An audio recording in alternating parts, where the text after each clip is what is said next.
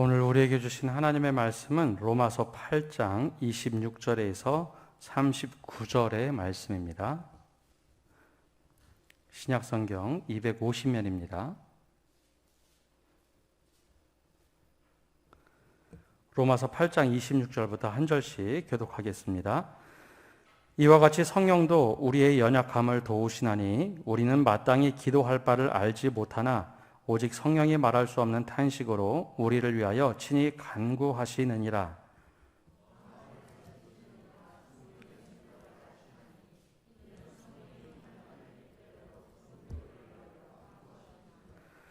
우리가 알거니와 하나님을 사랑하는 자, 곧 그의 뜻대로 부르심을 입은 자들에게는 모든 것이 합력하여 선을 이루느니라.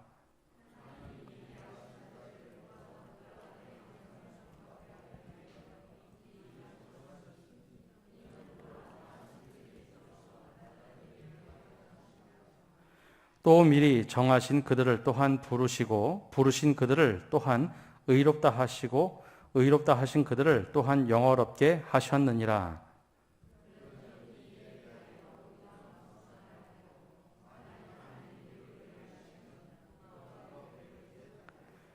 자기 아들을 아끼지 아니하시고 우리가 모든 사람을 위하여 내주신 이가 어찌 그 아들과 함께 모든 것을 우리에게 주시지 아니하겠느냐.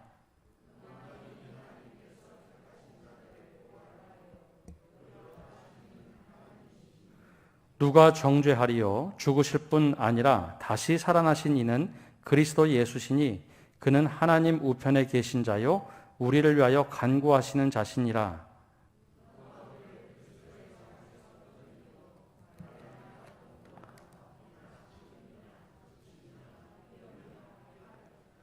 기록된 바 우리가 종일 주를 위하여 죽임을 당하게 되며 도살당할 양같이 여김을 받았나이다 함과 같으니라.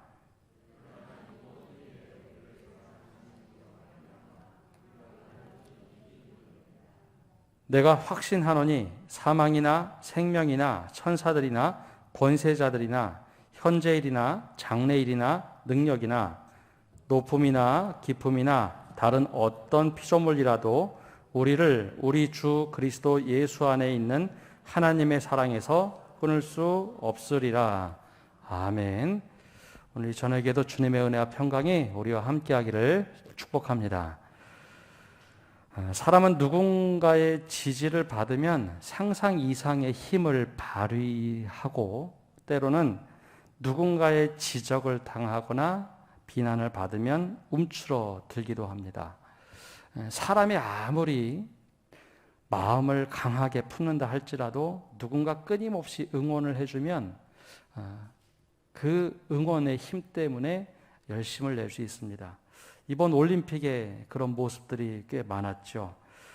주변에서 열심히 응원을 해주자 그 응원 소리를 듣고 좋은 성적 거둔 이들이 있습니다. 반대로 본인은 열심히 하려고 하지만 한 번의 실수 혹은 잘못된 행동 때문에 굉장히 많은 비난을 받았던 선수들도 있습니다. 멘탈이 무너지는 상황이 되면 결과적으로 아무리 열심히 노력했어도 결과가 좋지 않게 나오게 되죠. 오늘은 한 초등학생들의 뜀틀 경기를 한번 좀 보려고 합니다. 일본에서 있었던 일인데요. 아마 예전에 한번 봤던 것 같은데요. 한번 좀 보겠습니다.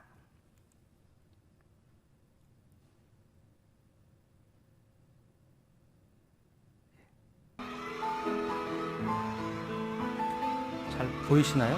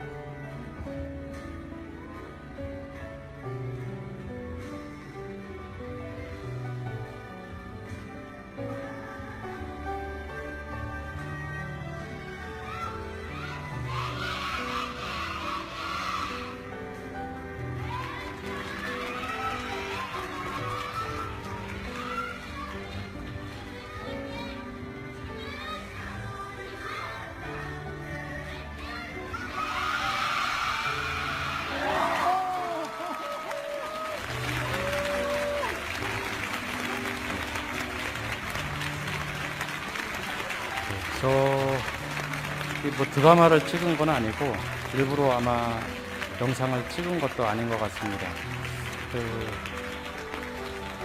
영상의 모습을 보시면 좀 잘 안 보였을까봐 좀 말씀을 드리면, 자기 키보다 훨씬 더 높은 뜀트를 뛰는데 한 4-5번 계속 실패를 합니다. 그러자 친구들이 모두 나와서 응원을 해줍니다. 너 할 수 있어. 아마 연습할 때는 한두 번 넘었던 것 같아요. 많은 사람들이 오자 이 학생이 좀 주눅 들었던 것 같습니다. 아무리 뛰어도 안 되니까 울기도 하고 좌절을 하는데, 친구들이 할 수 있다, 할 수 있다 용기를 북돋아주자 자기 키보다 훨씬 높은 뜀트를 막판에 탁 뛰어넘습니다. 그러니까 모든 사람들이 크게 박수를 쳐주는 모습이 영상에 찍혔는데요. 사람은 종종 이렇게 누군가의 지지를 받고 힘을 받으면 우리가 할 수 없는 일들을 감당해낼 때가 있습니다. 반대로 누군가에게 비난을 받고 어떤 심한 이야기를 들으면 할 수 있어도 하지 못하고 움츠러드는 것이 우리의 모습이죠. 이 믿음에도 이러한 원리가 고스란히 작동이 됩니다. 우리의 믿음 생활에도 우리가 스스로 열심을 내는 데는 분명히 한계가 있습니다. 내가 믿음 생활 잘 해야지, 내가 이렇게 해야지 하는 노력을 가지고 할 때 우리의 한계에 늘 봉착하기 마련입니다. 그때 하나님께서 우리를 지지해 주시고 또 우리와 함께 하신다는 확실한 믿음이 들 때 우리가 상상 이상의 결과를 내놓게 됩니다. 즉, 내 노력이 100%인데 100%를 넘도록 하시는 하나님의 은혜가 있다라는 것이죠. 지난주에 나눈 말씀과 같이 우리의 연약함을 보시고 성령께서 도우십니다. 그리고 탄식으로 하나님의 뜻으로 살아가도록 우리를 인도하십니다. 내가 아무리 노력하는데도 되지 않던 것, 그 내가 연약한 가운데 있을 때, 좌절 속에 있을 때 성령께서 우리를 도우시고 말할 수 없는 탄식으로 우리를 위해서 간구하시는 그 힘으로 우리가 살아갈 때 우리의 능력치 이상으로 혹은 믿음의 능력 이상으로 살아갈 수가 있다라는 것이죠. 특별히 내 힘의 연약함에 부칠 때, 나 이거 도저히 못하겠다라는 고백을 하나님께 드리면서 포기하는 것이 아니라 주님이 필요합니다라고 말을 할 때 성령께서 우리를 지지해 주시고 도와주십니다. 바울은 바로 이 모습을 쭉 이야기한 다음에 마지막에 격려를 하는 것이 있습니다. 아무리 어려운 일이 있더라도 주 예수 안에 있는 우리를 하나님의 사랑에서 끊을 수 없다. 어떤 것도 하나님의 사랑에서 끊을 수 없다라고 고백을 하며 이 로마서 8장을 마치고 있습니다.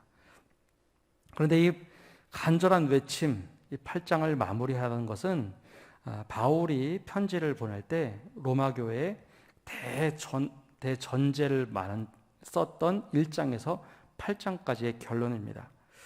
오랫동안 로마서 보다 보니 전체 구조 이제 다 잃어버리셨을 텐데요. 로마서 1장에서 8장까지는 하나의 논지만 있습니다. 물론 16장까지 한 이야기로 되어 있지만 그 중에서 1장에서 8장까지 사도 바울이 말하고 싶은 것이 있습니다. 우리는 바로 하나님의 은혜와 사랑으로 살아가는 존재다라는 것을 1장부터 8장까지 이야기합니다. 근데 재미난 것은 그리스도인으로서 신앙생활 이렇게 해야 된다, 저렇게 해야 된다, 이때는 이런 사랑으로 하고 사람들은 이렇게 배려하고 이런 행동의 지침을 거의 이야기하지 않습니다. 처음에 로마서 시작할 때 말씀드렸던 것처럼 본디 로마 교회에 편지를 쓰게 된 이유는 로마 교회 내의 갈등 때문이었습니다. 유대인 그리스도인들이 있었고 헬라인 그리스도인들, 이 안에 치열한 다툼이 있었죠. 그런데 사도 바울은 이 현상으로 나타난 것에 대해서 한 번도 지적을 하지 않습니다. 사실 우리가 이 종이로 된 성경을 읽어서 이 정도 분량 괜찮겠지 하지만 이 당시 성경은 이 두루마리로 쓴 편지입니다. 그래서 분량이 엄청난 분량입니다. 근데 앞에 너희들 이때는 이렇게 하고 저 문제는 저렇게 풀어야 하고 우리 이렇게 외적인 모습을 이렇게 풀어야 된다라고 권면하면 참 좋을 것 같지만 사도 바울이 그런 이야기를 편지 8장까지 거의 하지 않습니다. 문제에 대하여 지적하기보다는 문제의 근본적인 이유가 무엇인가, 본질이 무엇인가에 대한 이야기를 다루고 있습니다. 즉 신앙의 본질만 바로 선다면, 알맹이만 제대로 있다면 겉으로 나타난 문제들은 자연스럽게 풀릴 것이다 라는 겁니다. 그래서 사도 바울이 1장에서 8장까지 계속해서 동일하게 강조한 것은 하나님의 은혜입니다. 우리가 하나님의 은혜로 구원받은 사람들이다 라는 것을 강조하면서 이 모습으로 저 모습으로 끊임없이 논증을 한 것이죠. 근데 여기서 가장 중요한 것은 하나님의 은혜를 말하려고 하다 보니 그럼 우리가 어떤 존재였는지 설명할 필요가 있습니다. 우리가 워낙 의롭게 살고 정직하게 살고 바르게 살고 예수 그리스도 없이 사는 존재가 아니었다는 것이죠. 원래 죄에 빠져 살던 사람들, 죄의 종으로 살던 사람들이다라는 규정을 정확하게 내려줍니다. 유대인들아, 헬라인들아 다 똑같이 우리 본디 죄인이었다라는 것을 명확하게 밝혀주죠. 그래서 우리가 죄로부터 스스로 벗어날 수 있느냐? 절대 그럴 수 없고 예수 그리스도가 십자가에 죽을 때 우리도 그와 함께 죽고 하나님의 은혜로 우리가 새 사람을 입었다, 새 사람으로 다시 태어났다라고 말을 합니다. 그런데 문제는 첫 번째 예수 그리스도 함께 죽고 십자가에서 죽고 새로 살았다면, 새 삶을 살고 있다면 우리가 정말 하나님 보시기에 의로운 삶을 살아야 되는데 왜 우리는 자꾸 과거로 돌아갈까? 바로 육신의 소욕을 입고 있는 한 옛사람이 불쑥불쑥 튀어나온다는 겁니다. 바로 그것이 로마 교회의 분쟁의 이유다라는 거죠. 예수 그리스도를 모를 때는 옛사람으로 살기 때문에 내 욕심을 따라 살고 구습을 따라 사는 것 당연했지만 예수 그리스도와 함께 죽고 새 사람이 되었다면 우리가 이제는 모든 것이 합력하여 선을 이루는 삶을 살아야 될 텐데 왜 이런 문제가 생길까? 육신의 옷을 입고 있는 한 옛사람이 불쑥불쑥 튀어나오는 그 모습 때문에 분란이 생기고 문제가 생긴다는 겁니다. 그래서 이제는 극복하자. 바로 그래서 우리의 연약함이 분명하게 있음을 고백하고 이제는 생명의 성령의 법이 우리를 죄와 사망의 법에서 해방하는 은혜를 가지고 살자.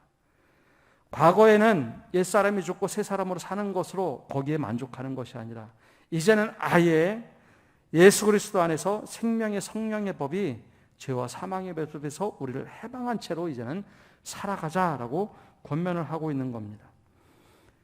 그럴 때 다시 옛사람이 불쑥 올라오면 우리의 연약함에 대해서 고백하고 성령의 도우심을 입고 성령의 탄식함으로 우리가 하나님의 아들을 닮아가자라고 권면을 하고 있습니다. 바로 이것이 1장부터 8장까지 쭉 한 목소리로 했던 하나님의 은혜를 강조한 겁니다. 그리고 마지막으로 다시 한번 하나님의 은혜를 이야기하고자 세 가지 가상적인 질문을 합니다. 로마서 시작할 때 로마서는 디아트리베라는 수사학을 쓴다고 했는데요. 질문을 합니다. 가상적인 질문을 하고 거기에 대해서 답하는 식으로 사도 바울이 스스로 질문하고 답을 하는데 여기 첫 번째, 그러면 우리의 믿음이 왜 이렇게 힘들까? 믿음 생활하는데 무엇이 어려울까? 어떤 것이 우리를 넘어지게 하는가? 그 질문 첫 번째, 영적인 공격이 있는데 사탄이나 사람의 넘어뜨림이 우리가 그렇게 감당할 수 없는 것입니까? 라는 가상적인 질문을 합니다. 그리고 나서 답을 이렇게 합니다. 우리 31절과 32절 우리 함께 읽어보겠습니다. 그런즉 이 일에 대하여 우리가 무슨 말하리요? 만일 하나님이 우리를 위하시면 누가 우리를 대적하리요? 자기의 아들을 아끼지 아니하시고 우리 모든 사람을 위하여 내주시니가 어찌 그 아들과 함께 모든 것을 우리에게 주시지 아니하겠느냐.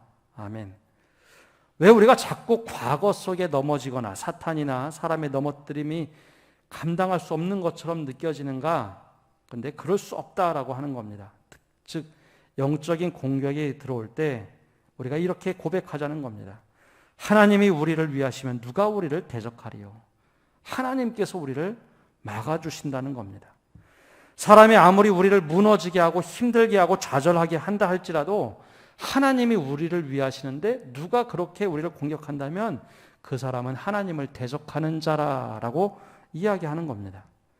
우리가 하나님 편에 선 것이 아니라 하나님이 우리 편에 지금 서 계신데 과연 누가 우리를 대적할 수 있는가? 어느 누구도 우리를 대적할 수 없다라고 하는 겁니다. 특별히 이 이야기는 교회 내나 교회 밖이서나 다 동일하게 적용이 되는 말씀입니다.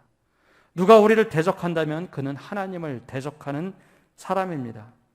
근데 이것이 왜 무섭고 두려운 일인가? 하나님께서 우리를 너무 사랑하셔서 그의 아들을 아낌없이 우리에게 주시지 않았습니까?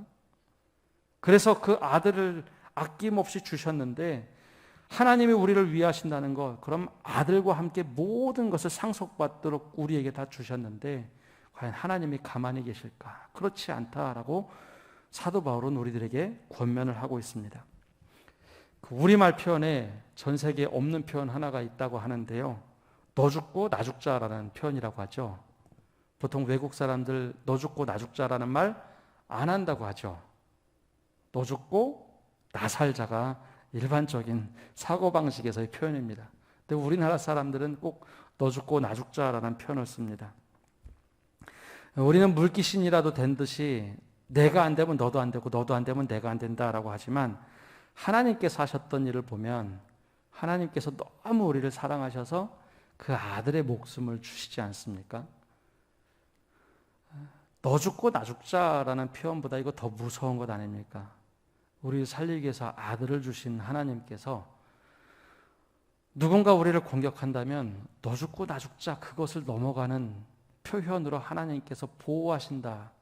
바로 이것이 하나님께서 우리를 보호하신다라는 고백으로 사도 바울이 우리들에게 말하고 있습니다. 우리를 대적하면 그것은 하나님을 대적하는 것이요. 하나님께서 우리를 지키시고 아끼시기 때문에 절대 우리가 넘어질 수 없고 쓰러질 수 없다라고 말을 합니다. 수많은 믿음의 사람들, 믿음의 선배들이 이 길을 걸어갔습니다. 정말 어렵고 힘들 때 하나님께서 나와 함께 하시는 것, 하나님께서 나를 지켜보아신다는 그 믿음 하나로 영적인 힘을 얻고 걸어갔습니다. 영상에서 보셨듯이 자기보다 키가 훨씬 더 높은 뜀트를 뛰는데 안 되는데 친구들이 막 와서 격려를 해줍니다. 그러니까 그 격려 하나 때문에 저 불가능해 보이는 거 뜀트를 넘지 않습니까? 지금 하나님께서 우리들을 지키시고 보호하신다는 것. 야, 너 힘내라. 내가 너를 지켜줄 테니 너 힘내라. 그러니 거기서 넘어지지 말라라고 하는 것. 이것이 바로 하나님께서 우리를 도우시는 방법입니다. 이것이 바로 우리가 가져야 될 믿음의 자세입니다. 영적으로 누군가 나를 힘들게 하거나 넘어지게 할 때 그것을 이겨내십시오. 하나님께서 한 번도 우리를 놓지 않았습니다. 항상 우리와 함께 하신다는 겁니다. 두 번째 질문은 이겁니다. 우리 믿음 생활에 무엇이 그렇게 두렵고 어려운가? 두 번째는 마음의 공격을 할 때가 있는데요. 두 번째 질문은 이런 겁니다. 우리 안에 끊임없이 일어나는 죄책감 혹은 누군가 나에게 던져주는 정죄감, 이것 때문에 무너질 수 있겠는가? 라는 질문을 던지고 있습니다. 우리 자신을 스스로 존중해 주는 마음을 자존감이라고 하죠. 그런데 이 자존감이 낮아지면 우리 스스로의 가치에 대해서 너무 평가절하할 때가 있습니다. 스스로 존중해 줘야 하는데 이 마음이 낮아질 때가 있습니다. 특별히 다른 사람들이 내 존재에 대해서 부정을 하면 그것이 그렇게 힘이 듭니다. 학생들의 경우에는 혹은 젊은이들의 경우에는 요즘 세상이 학력으로 학생들을 평가하죠. 또 직장에서는 직업으로 사람들을 자꾸 평가하려는 경향이 있습니다. 일을 잘 못하면 인격이 잘못된 것처럼 인격에 대해서 건드리는 경우도 있고 공격하는 경우도 있습니다. 그러면 사람들이 정말 어려워하죠. 이 자존감이 낮아집니다. 그러면 자기 인생에 대해서 부정을 하는 사람들이 종종 생겨납니다. 우리나라 자살률이 거의 OECD 세계 최고 수준에 육박하고 있는데요. 그 중에 대부분의 이유 중에 하나, 특별히 외국에서 우리나라에 가장 주목해서 보는 것은 댓글 문화입니다.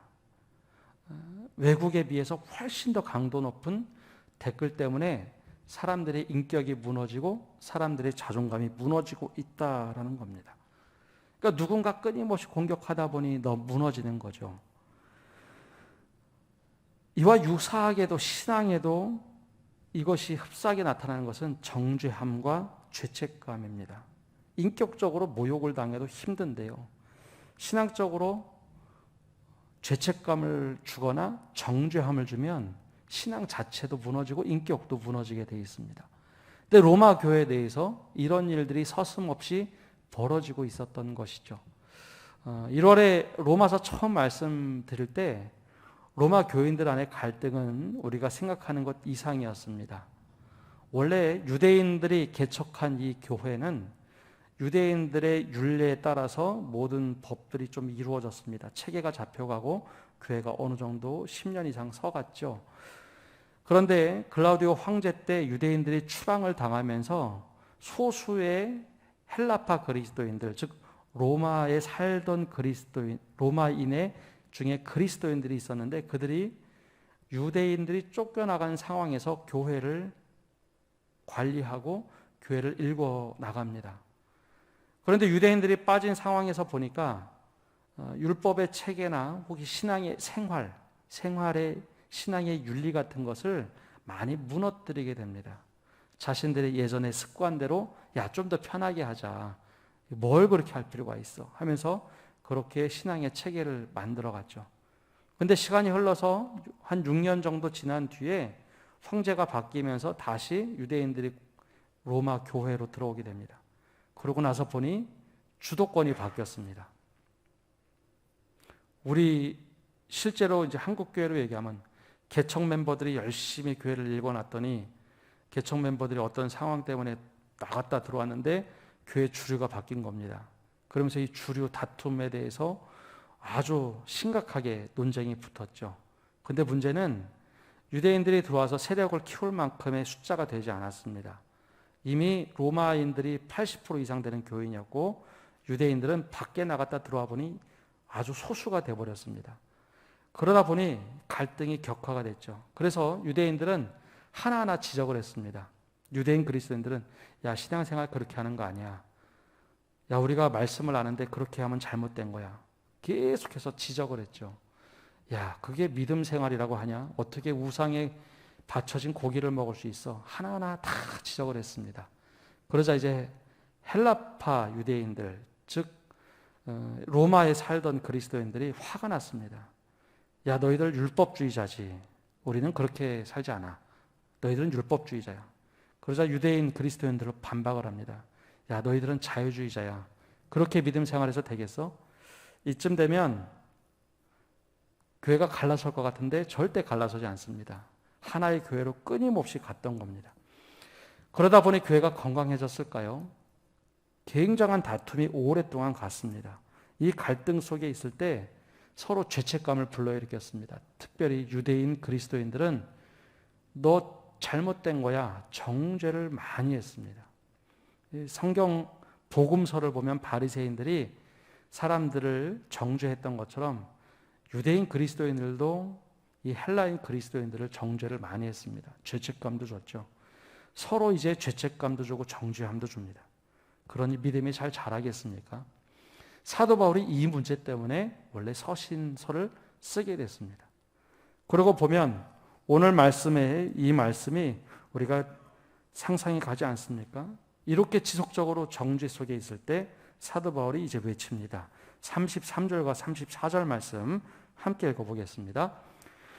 누가 능히 하나님께서 택하신 자들을 고발하리요 의롭다 하신 이는 하나님이시니 누가 정죄하리요 죽으실 뿐 아니라 다시 살아나신 이는 그리스도 예수시니 그는 하나님 우편에 계신 자요 우리를 위하여 간구하시는 자신이라. 아멘. 누가 하나님께서 택하신 사람을 정죄하겠는가? 정죄해서도 안 되고 정죄받을 필요도 없다라는 겁니다. 만약에 하나님께서 택하신 사람을 정죄하면 하나님이 정죄를 받아야 되는 분이 되는 거죠. 원래 하나님이 의로운 분으로서 사람들을 택하셨다면 그 사람 또한 이제 거룩해지고 의로워져 가는 사람들입니다. 근데 그 사람을 자꾸 공격한다면, 정죄하고 있다면 오히려 그 정죄하는 사람이 정죄를 받을 것이요 오히려 정죄를 받는 사람들 너희에게는 이제 더 이상 고민하지 말라는 겁니다. 죽으실 뿐 아니라 다시 살아나신 예수 그리스도가 하나님 우편에 계시면서 우리를 붙잡으시고 야, 너 그런 사람 아니야. 너는 이제 의로운 사람이야 라고 끊임없이 우리의 정체성을 확인시켜 주신다라는 겁니다. 사람은 실수로 잘못할 수도 있습니다. 그 잘못한 것에 대해서 우리가 고백을 하면 되는 것이지 끊임없이 정죄당함 속에 빠져 있을 필요가 없다는 겁니다. 근데 여기서 잘못 오해하면 안 됩니다. 우리가 잘못한 것에 대해서는 잘못을 뉘우쳐야죠. 그것에 대해서는 누가 지적을 하면 그게 맞다라고 하며 다시 잘못된 선택을 하거나 죄를 짓지 않고 돌이켜야 합니다. 근데 내 생활은 그대로 여전히 있으면서 야, 내가 하나님께서 나를 택해 주셨는데 누가 나를 정죄해? 누가 나를 지적질해? 이렇게 생각하는 것은 잘못된 생각입니다. 여기서 말하는 것은 영적으로, 윤리적으로 분명히 하나님께서 우리를 은혜로 구해 주셨는데 누군가 나를 정죄한다면 그것에 대해서는 전혀 마음을 쓸 필요가 없다는 겁니다. 종종 예수님을 그린 일러스트를 보면 이런 그림을 그리는 걸 본 적이 있습니다. 한 아이가 있는데 옆에서 사람들이 장난치느라고 돌을 막 던지는데 그걸 예수님이 서서 다 막아주는 일러스트 그림을 본 일이 있습니다. 바로 예수님께서 정죄의 화살을 다 막고 계신다는 거죠. 십자가에서 다 막고 계시는 겁니다. 대신해서 맞아주시고 우리를 보호하신 하나님. 그래서 영적으로 우리가 정죄당하지 말아야 하며 자존감도 무너져서는 안 됩니다. 그러면 제일 먼저 우리가 어떤 일을 해야 할까요? 누군가 우리를 정죄하고 너 그것밖에 안 되냐라고 비난을 한다면 제일 먼저 우리가 해야 될 것은 하나님께서 나를 사랑하신다라는 것 분명히 중요하지만 나 스스로 나를 사랑하고 존중해 줘야 합니다. 이 첫 단추가 끼어지지 않으면요, 하나님이 아무리 사랑해 주셔도 그 사랑을 거절하는 경우가 있습니다. 이기적으로 살라는 것이 아니라 나 스스로를 좀 사랑해 주십시오. 남들이 평가하는 것에 내 평가가 있는 것이 아니라 나 스스로도 야, 나는 왜 이렇게 이 모양으로 사느냐, 나는 왜 이렇게 한심하게 사느냐, 그 정죄를 하지 말라는 겁니다. 하나님께서 나를 인정해 주시고 가치 있는 존재로 말씀해 주셨으니 거기에 나 스스로도 나도 존귀한 사람이구나, 나도 정말 가치 있는 사람이구나, 누가 정죄한다고 해서 내가 평가받고 내가 휩쓸리는 것이 아니라 내가 정말 존귀한 사람이구나, 그렇게 스스로를 칭찬하고 존귀하게 여겨줘야 합니다. 그래야 하나님께서 나를 사랑하신다고 할 때 그 사랑을 내가 깊이 깨달을 수 있습니다. 누군가 나를 사랑하고 존중한다고 할 때 그 존중함을 받아낼 수가 있습니다. 그래서 집에서 한번 거울 보시고 한번 이렇게 해보십시오. 나 오늘도 잘하고 있어. 한번 따라해 보실까요? 나 오늘도 잘하고 있어. 한 번 더 해보면 하나님이 사랑하시는데 다 잘하고 있어. 거울 보시고 해주세요. 거울 보시고. 내가 나를 존중히 여기고 사랑해 주어야 이 하나님의 사랑이 우리가 피부로 느낄 수 있고 가치 있게 느낄 수 있습니다. 그래서 나 자신을 스스로 축복할 줄 알아야 합니다. 마지막으로 사도 바울이 질문하고 답하는 것이 있습니다. 무엇이 우리를 이렇게 힘들게 하고 넘어지게 하는가? 세 번째 질문은 역경의 시기가 오면 믿음에서 포기하겠는가? 패할 것인가? 바로 육체의 공격이 있을 때 혹은 전인적인 공격이 있을 때 어떻게 우린 하겠는가? 그럴 수 없다라고 하면서 35절에서 39절까지 사도 바울이 답을 하고 있는데요. 우선 35에서 36절만 함께 읽어보겠습니다. 누가 우리를 그리스도의 사랑에서 끊으리요? 환난이나 곤고나 박해나 기근이나 적신이나 위험이나 칼이라. 기록된 바 우리가 종일 주를 위하여 죽임을 당하게 되며 도살당할 양같이 여김을 받았나이다 함과 같으니라. 아멘. 이것이 바로 사도 바울이 우리들에게 들려주는 이야기입니다. 우리에게 공격해 오는 것 중에 하나는 환난, 곤고, 박해, 기근, 적신, 위험, 칼로 우리의 신앙을 위협할 때가 있습니다. 즉 외부적인 요인으로 인해서 우리 신앙을 흔들 때가 있습니다. 근데 처음에 딱 당하면 당황스럽습니다. 이 당시는 박해의 시대가 시작되기 전입니다. 그러나 사도 바울이 이 같은 것을 예견할 수 있었던 것은 사도 바울이 전도 여행을 하고 선교 여행을 해보니 실제로 이런 일들을 굉장히 많이 당해봤죠. 처음에는 로마인들한테 공격을 당한 것이 아니라 동족이었던 유대인들에게 이런 어려움을 당해봤습니다. 예수님을 전하고 믿으면 모든 것이 형통할 줄 알고 평안히 갈 줄 알았는데 아니더라는 거죠. 이런 위험이 올 때 이것이 과연 우리의 믿음을 흔들 수 있는가? 내가 하나님을 붙잡으면 놓칠 수 있지만 하나님께서 우리를 붙잡아 주시면 이것 때문에 흔들릴 수 없다라고 하는 것이 사도 바울의 고백입니다. 이것이 어떤 사람도 어떤 외부적인 조건도 우리를 하나님의 사랑에서 끊을 수 없다. 이것이 사도 바울의 고백입니다. 당시 이 로마서가 쓰여질 때만 하더라도 박해 시대 바로 이전이었습니다. 그러나 로마서가 쓰인 이후 얼마 지나지 않아서 정말 혹독한 박해가 찾아옵니다. 그럴 때 사람들은 이 말씀을 읽으며 어느 누구도 하나님에서 사랑에서 끊을 수 없다라는 외부적인 것들을 차단하기 시작합니다. 나를 보호하기 시작하죠. 아, 이럴 수도 있구나. 이때가 되면 우리의 믿음을 지켜야 할 때구나 라고 느꼈습니다. 이렇게 외적인 모습이 있을 때 사도 바울은 이야기합니다. 37절처럼 고백을 하죠. 우리 37절 우리 함께 읽어볼까요? 37절입니다. 그러나 이 모든 일에 우리를 사랑하시는 이로 말미암아 우리가 넉넉히 이기느니라. 아멘. 우리가 이 위험이나 어려움을 우리가 이기되 넉넉히 이길 수 있다. 구약의 수많은 믿음의 선배들을 보면 이 위기에서 늘 이겼던 사람들입니다. 그래서 사도 바울은 이것이 우리를 하나님의 사랑에서 끊을 수 없다라고 고백을 합니다. 그러면 외적인 것만 있는가? 아니요, 내적인 것도 있습니다. 바로 영적인 것인데요. 38절과 39절에 나와 있습니다. 우리 함께 읽어보겠습니다. 내가 확신하노니 사망이나 생명이나 천사들이나 권세자들이나 현재 일이나 장래 일이나 능력이나 높음이나 깊음이나 다른 어떤 피조물이라도 우리를 우리 주 그리스도 예수 안에 있는 하나님의 사랑에서 끊을 수 없느니라. 아멘. 우리가 생각할 수 있는 것은 항상 어려운 일들만 하나님의 사랑에서 흔들릴 수 있다라고 생각하지만요. 오늘 말씀을 보면 이런 것도 우리의 신앙을 흔들 수 있는 요소들이 됩니다. 생명, 천사들, 현재일, 장래일, 높음 이런 것들도 하나님의 사랑을 막 흔들어낼 수 있는 것이 있습니다.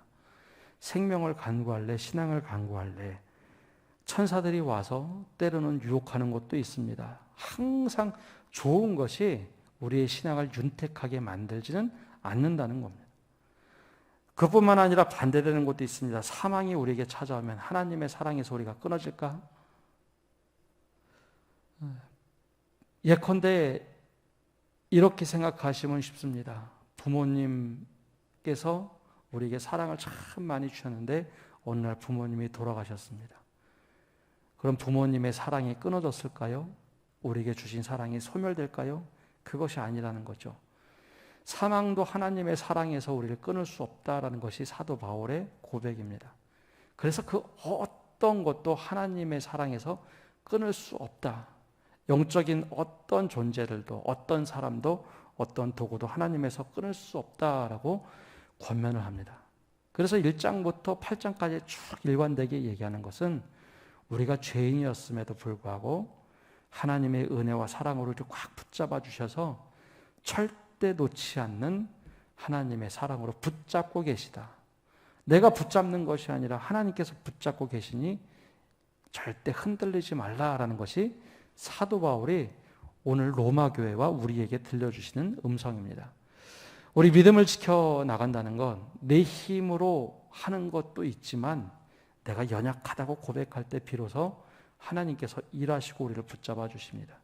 그래서 이 세 가지, 육신적으로나 영적으로나 그리고 마음으로나 내가 절대 정죄당할 필요도 없고, 내가 육신적으로 어떤 어려움이 있어서 믿음에 흔들릴 필요도 없고, 영적으로 내가 흔들린다 할지라도 하나님의 사랑에서 꽉 붙잡아 주시기에 우리는 절대 흔들릴 수 없다.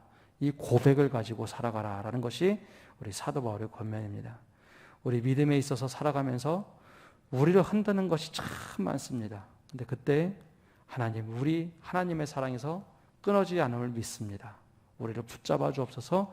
이 고백을 가지고 살아가시는 성도 여러분 되시기를 간절히 바랍니다. 기도하겠습니다. 하나님, 우리를 주님의 사랑에서 그 어느 것도 끊을 수 없음을 고백합니다. 먼저 우리가 하나님 편에 있을 때 어떤 누구도 우리를 대적할 수 없다라는 고백을 갖고 살게 하여 주옵소서. 하나님께서 의로우시니 우리를 붙잡아 주시고 어떤 것도 우리를 대적할 수 없음을 고백하며 살아가게 하여 주옵소서. 또한 우리 마음속에 자존감이 흔들리지 않게 해주시고 믿음의 유산들이 흔들리지 않아서 그 어느 것도 우리들을 죄책감에 빠지게 하거나 정죄로 빠질 수 없음을 늘 기억하며 살게 하여 주옵소서. 내가 나를 존중하며 살아갈 때 하나님의 그 주시는 사랑을 더 깊이 체험하고 묵상하고 절대 흔들리지 않는 믿음을 허락하여 주옵소서. 그리고 또한 우리가 외적으로 또 내적으로 영적으로 흔드는 모든 것으로부터 자유케 하셔서 하나님의 사랑에서 어느 것도 끊을 수 없음을 늘 고백하며 살아가도록 인도하여 주옵소서.